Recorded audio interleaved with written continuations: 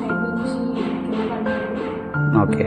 పడిన కాళ్ళు ఎదుగులాడాయి, పిడిసిలాగా వచ్చి అలా వచ్చిన హాస్పిటల్లో జాయిన్ చేసిన తర్వాత 10 days ట్రీట్మెంట్ ఇచ్చారు.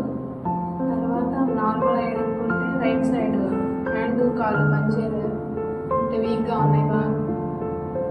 హాస్పిటల్లో మళ్ళీ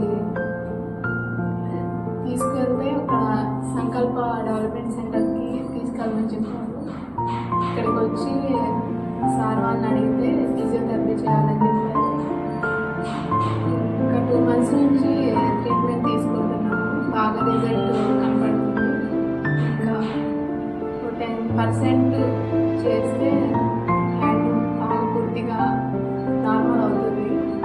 సంకల్ప డెవలప్మెంట్ సెంటర్లో బాబు చాలా